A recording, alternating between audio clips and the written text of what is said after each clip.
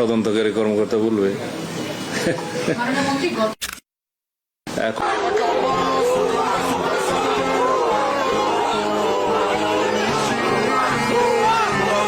ওই রামিসার হত্যাকারীকে বাইতুল মুকাররমের সামনে এনে তাকে ফাঁসির কাস্টে ঝুলাইতে হবে।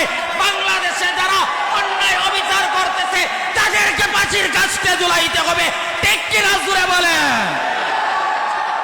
ওই নির্যাতন করার পরে আমার দেশের স্বরাষ্ট্রমন্ত্রী তার কাছে যখন বলা হয়েছে যে তা বলতেছে জনগণ এত তাড়াতাড়ি বিচার কেন চায়, আমরা এটা বিলম্ব করব, আস্তে আস্তে করব।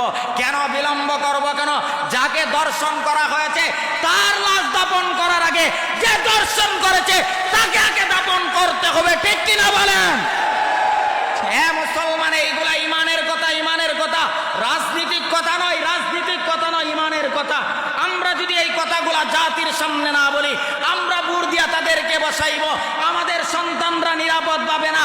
খোদার কসম করে আজকে মসজিদের মিম্বর থেকে বলতে পারি, যদি ক্ষমতার চেয়ার দখল করে রাখতে হয়, অন্যায়ের বিরুদ্ধে প্রতিবাদ করতে হবে, জুলুমের বিচার করতে হবে, দর্শনকারীর বিচার বাংলার জমিনে করতেই হবে। ঠিক কিনা বলে?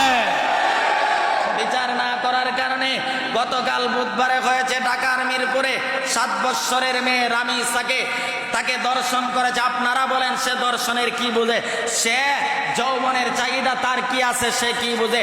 ওই মেয়েটার সাথে সে দর্শন করেছে।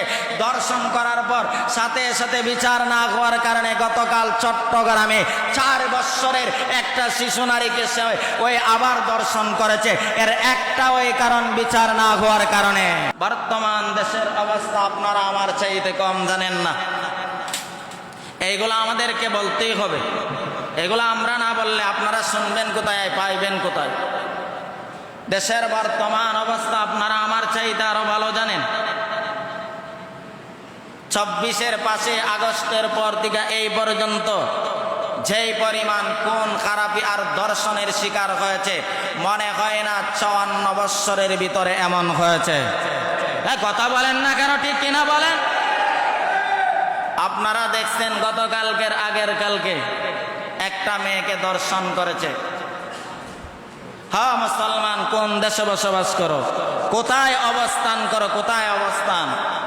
যেই দেশের মধ্যে 4 বৎসরের আমার ছোট বাচ্চাটা, মেয়েটা পর্যন্ত নিরাপদ নয়, যেই দেশের মধ্যে 5 বৎসরের মেয়ে বাচ্চাটাও নিরাপদ নয়, যেই দেশের মধ্যে 7 বৎসরের মেয়েটাও নিরাপদ নয়, এর একটা ওই কারণ, এর একটা ওই কারণ বাংলাদেশের যারা বসে আছে তারা সঠিক বিচার করে না।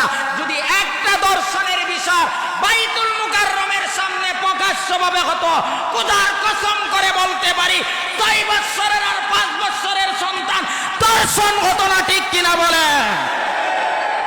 মুসলমান, আমরা কাদেরকে ওই সমস্ত চেয়ারের মধ্যে আজকে বসাইছি যারা আমার কাজ, আমার সন্তানগুলা নিরাপদ নয়, এমন একটা নির্যাতন করেছে। ওই নির্যাতন করার পরে আমার দেশের স্বরাষ্ট্রমন্ত্রী তার কাছে যখন বলা হয়েছে যে তা বলতেছে জনগণ এত তাড়াতাড়ি বিচার কেন চায়, আমরা এটা বিলম্ব করব, আস্তে আস্তে করব। কেন বিলম্ব করব? কেন? যাকে দর্শন করা হয়েছে তার লাশ দাপন করার আগে যে দর্শন করেছে তাকে আগে দাপন করতে হবে। ঠিক কিনা বলেন? হ্যাঁ মুসলমান, এইগুলা ইমানের কথা, ইমানের কথা, রাজনীতিক কথা নয়, রাজনীতিক কথা নয়, ইমানের কথা। আমরা যদি এই কথাগুলা জাতির সামনে না বলি, আমরা বুড় দিয়া তাদেরকে বসাইব, আমাদের সন্তানরা নিরাপদ পাবে না। খোদার কসম করে আজকে মসজিদের মিম্বর থেকে বলতে পারি, যদি ক্ষমতার চেয়ার দখল করে রাখতে হয়, অন্যায়ের বিরুদ্ধে প্রতিবাদ করতে হবে, জুলুমের বিচার করতে হবে, দর্শনকারীর বিচার বাংলার জমিনে করতেই হবে। ঠিক কিনা বলে? বিচার না করার কারণে গতকাল বুধবারে হয়েছে ঢাকার মিরপুরে 7 বৎসরের মেয়ে রামিসাকে তাকে দর্শন করেছে। আপনারা বলেন সে দর্শনের কি বুঝে? সে যৌবনের চাহিদা তার কি আছে সে কি বুঝে? ওই মেয়েটার সাথে সে দর্শন করেছে।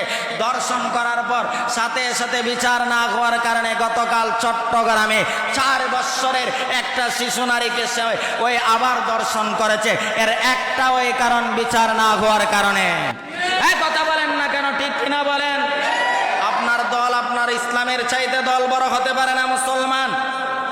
ইসলামের চাইতে তোমার দল এর ইসলামী হুকুমত কোরআনের আইন বাস্তবায়ন করার ছাড়া দর্শন, দুর্নীতি, অন্যায়, চাঁদাবাজি বাংলার জমিনে বন্ধ হবে না। যদি দর্শন এবং অন্যায় এবং চাঁদাবাজিকে বন্ধ করতে হয়, এর একটা ওই পথ আছে, কোরআনের বিধান বাস্তবায়ন মুসলমান করো। কোরআনের বিধান যদি বাস্তবায়ন করতে পারো, এই দেশে দর্শন বন্ধ হবে, চাঁদাবাজি বন্ধ হবে, দুর্নীতি বন্ধ হবে। আর না হয় কোনো কিচ্ছু দিয়া, তন্ত্রমন্ত্র দিয়া দুর্নীতি আর জুলুম বন্ধ করা যাবে না। তাহলে ইসলামী হুকুমত চাও। মুসলমান, আমরা সবাই বলি ইসলামের হুকুমত চাই, ইসলামের কথা বলে। তাহলে এই 7 বৎসরের মেয়েটা দর্শন তো করেছে, তাকে আবার হত্যাও করেছে, তার দেহ থেকে গলাটা আলাদা করে দিয়েছে। ও মুসলমান, তোমার অন্তরে কি একটুকু ধাক্কা লাগে না? একটুকু কি তোমার ঈমান জাগ্রত হয় না? ওই জুলুমের, অন্যায়ের প্রতিবাদ করার জন্যে আমরা আজকে মিডিয়ার মাধ্যমে এই জুমার মসজিদ থেকে আমাদের স্বরাষ্ট্রমন্ত্রী সালাউদ্দিনের কাছে আবেদন জানাইতে চাই, আমাদের প্রধানমন্ত্রী তারেকের কাছে আবেদন জানাইতে চাই, 7 বৎসরের দর্শনকারী রামিসার হত্যাকারীকে এখনো কেন সে দর্শন করার পরও দুনিয়ার জমিনে বেঁচে থাকবে? আজকে আমরা মিডিয়ার মাধ্যমে জুমার মসজিদ থেকে আমরা তাদের কাছে বার্তা দিতে চাই, ওই রামিসার হত্যাকারীকে বাইতুল মুকাররমের সামনে এনে তাকে ফাঁসির কাস্টে ঝুলাইতে হবে। বাংলাদেশে যারা অন্যায় অবিচার করতেছে তাদেরকে ফাঁসির কাস্টে ঝুলাইতে হবে। ঠিক কিনা জুড়ে বলেন? এই অন্যায়ের প্রতিবাদ করতে রাজি আছেন কিনা? কথা বলেন না কেন? আছেন কিনা? যারা জুলুম করবে, আর তাকে আজকে রামিসাকে হত্যা করছে, আপনার মেয়েকে হত্যা করার, আপনার মেয়েকেও দর্শন করার সুযোগ আছে না নাই? যদি বিচার না হয় সুযোগ আছে না নাই? রামিসা ওই ছোট্ট মেয়ে, ছোট্ট বাচ্চাটা আজকে মাটির নিচে কবরের মধ্যে, আর দর্শনকারী এখনো মাটির উপরে বেঁচে থাকে কেমনে, সেটা জাতি তারেকের কাছে জানতে চায়। কথা বলেন না কেন? ঠিক না বেঠিক জোরে কন? আমরা সেই বিচার চাই, তাদেরকে বিচার করতে হবে, তাকে ফাঁসির কাস্টে ঝুলাইতে হবে।